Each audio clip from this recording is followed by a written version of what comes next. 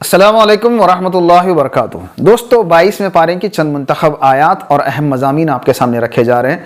چلیے میرے دوستو، سورہ احزاب ہی کی ایک اور آیت ہم لیتے ہیں، آیت نمبر 59۔ اللہ سبحانہ تعالیٰ فرماتے ہیں، حجاب کے متعلق یہ آیت ہے، یہاں ایک اہم بات ہے، بہت اہم بات ہے، اس کی طرف اشارہ کر کے ہم آگے بڑھ جائیں گے۔ وہ اہم نقطہ یہ ہے میرے دوستو، حجاب جو ہے، پردہ جو ہے، وہ عورت کو عزت بخشنے کے لیے آیا ہے، اسے عظمت بخشنے کے لیے آیا ہے۔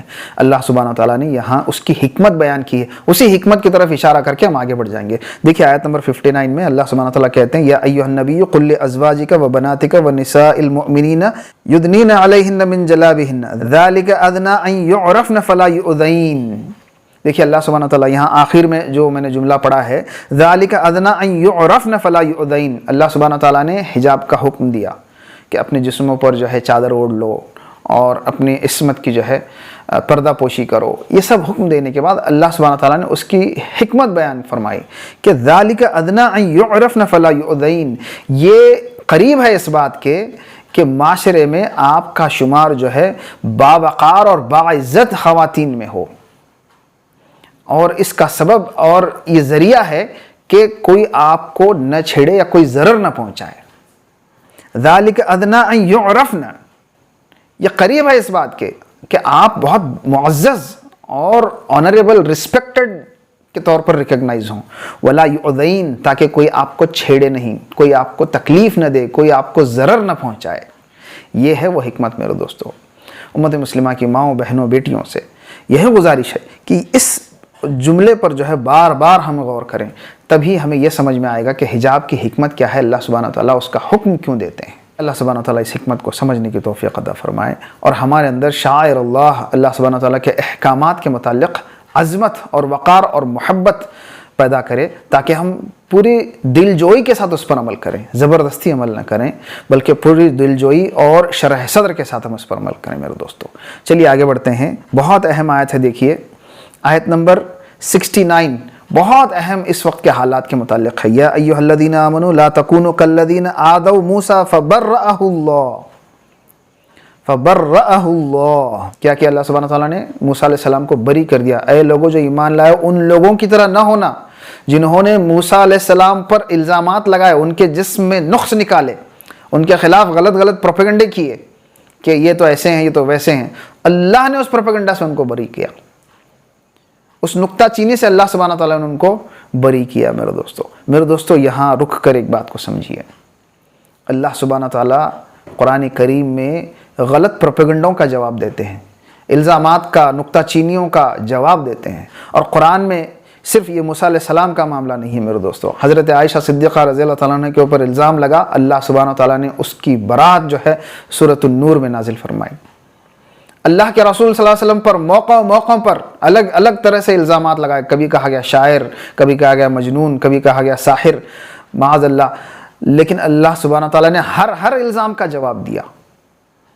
مسلمانوں پر غلط الزامات لگائے گئے، اللہ سبحانہ تعالیٰ نے اس کا جواب دیا۔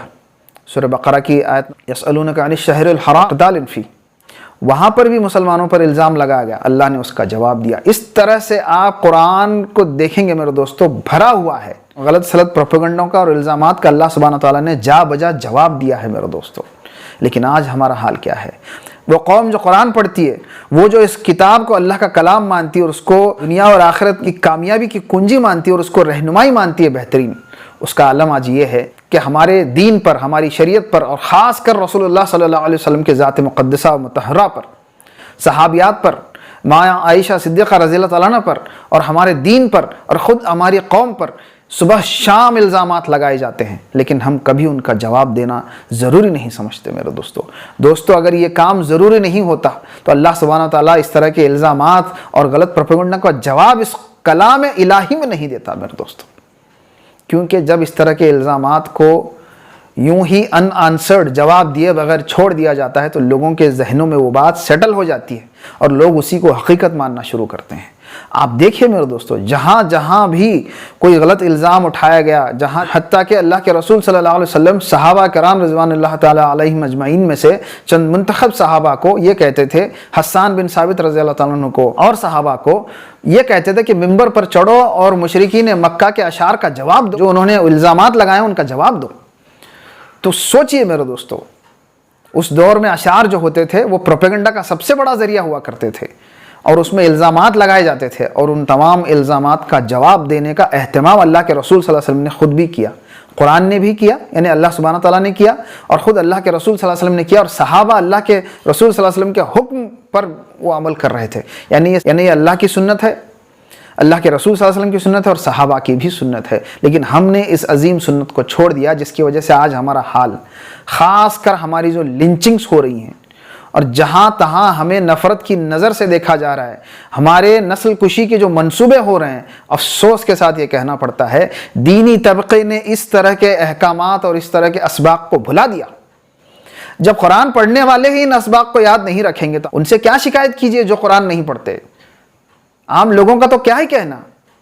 قرآن یہ کہتا ہے کہ دیکھو کہ ہم نے موسیٰ علیہ السلام پر الزام لگایا گیا، اس کو موسیٰ علیہ السلام کو ہم نے بری کر دیا اس الزام سے، اور اسی طرح سے عائشہ صدیقہ رضی اللہ عنہ کیا، اللہ کے رسول صلی اللہ علیہ وسلم پر جا بجا الزامات لگائے گئے، ان کا جواب دیا، لیکن ہم نے اس سنت کو چھوڑ دیا۔ تو آج ہمارا حال یہ ہے کہ جہاں تہاں ہماری پٹائی ہو رہی ہے، اور جب تک ہم اس سنت کو نہیں پکڑیں گے، الزامات کا جواب دینا ایک دینی فریضہ ہے، ورنہ ہمارے دین کے متعلق غلط سلط چیزیں مان کر لوگ بیٹھ جائیں گے اور ہمیں دشمن کی نظر سے دیکھیں گے۔ آج وہ ہو رہا ہے، اور خصوصی طور پر جب سے سوشل میڈیا آیا ہے اس کی رفتار 1000 گنا بڑھ گئی ہے، 10 گنا 20 گنا 30 گنا نہیں، 1000 گنا بڑھ گئی ہے میرے دوستو، اور پوری دنیا میں اسلام اور مسلمانوں کو جو ہے بڑے پیمانے پر ٹارگٹ کیا گیا۔ اسلام فوبیا کا دن دناتا سیلاب اور طوفان اور سونامی ہے، لیکن ہم لوگ ہیں کہ ہم اس کام کو ضروری ہی نہیں سمجھتے۔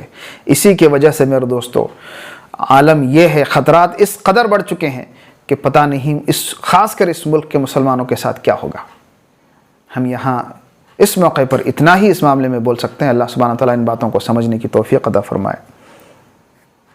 اب چلیے میرے دوستو، سورہ فاطر اللہ سبحانہ تعالیٰ کیا کہتے ہیں، دیکھیے، یا ایھا الناس انتم الفقراء الی اللہ واللہ هو الغنی الحمید۔ اللہ کے سامنے تم فقیر ہو، تم غریب ہو، تم محتاج ہو، تمہاری کوئی وقعت نہیں ہے اللہ کے سامنے، اللہ تمہارا محتاج نہیں ہے، تم اللہ کے محتاج ہو۔ وہو الغنی الحمید، وہ غنی ہے، ہر چیز سے بری ہے، ہر ضرورت سے بری ہے، اور پاک ہے، اس کے اوصاف حمیدہ ہیں، وہ پاک ہے۔ ہم اللہ کے سامنے ضرورت کے لیے گڑ گڑاتے ہیں، اللہ کو ہماری ضرورت نہیں ہے، اللہ کی ہمیں ضرورت ہے۔ یہ بات ہم سمجھ لیں میرے دوستو۔ اگر ہم اس بات کو نہیں سمجھیں گے، اللہ کے دین کا کام ہم نہیں کریں گے، اللہ سبحانہ تعالیٰ کے احکامات پر ہم عمل نہیں کریں گے، تو اللہ سبحانہ تعالیٰ آگے کیا کہتے ہیں، دیکھیے، ان یشاء یذہبکم ویأتی بخلق جدید۔ اللہ اگر چاہے تمہیں ختم کر دے اور ایک نئی قوم لے کر آئے، خلق جدید، نئی مخلوق لے کر آئے گا اللہ، انسانیت ہی نہیں۔ دیکھیے قرآن میں اللہ سبحانہ تعالیٰ نے جا بجا یہ فرمایا کہ ہم نے نوح علیہ السلام کی بستی کو تباہ کیا، ہود علیہ السلام کی، صالح علیہ السلام کی، لوط علیہ السلام کی، شعیب علیہ السلام کی، موسیٰ علیہ السلام جس فرعون کی طرف دعوت لے گئے، ان تمام بستیوں کو اللہ سبحانہ تعالیٰ نے تباہ کیا، یا بنی اسرائیل کے ہاتھ سے جو ہے منصب امامت چھین کر امت محمدیہ صلی اللہ علیہ وسلم کو دیا۔ لیکن اللہ آگے یہ بھی کہہ رہے ہیں اگر تم کام نہیں کرو گے، تمہیں پوری انسانیت کو ہی ختم کر کے اللہ سبحانہ تعالیٰ نئی مخلوق لا سکتا ہے۔ Allah has full capacity over it and he can do it in less than a time of a blink of an eye۔ تو میرے دوستو اس آیت سے ہمیں کیا سبق ملتا ہے؟ ہمیں اس بات سے ڈرنا چاہیے کہ اللہ سبحانہ تعالیٰ اپنا فضل ہم سے چھین نہ لے اور کسی اور کو وہ فضل نہ دے دے۔ اللہ سبحانہ تعالیٰ ان باتوں کو سمجھنے کی توفیق عطا فرمائے۔ 22ویں پارے کے اہم مضامین ہم نے آپ کے سامنے رکھے ہیں۔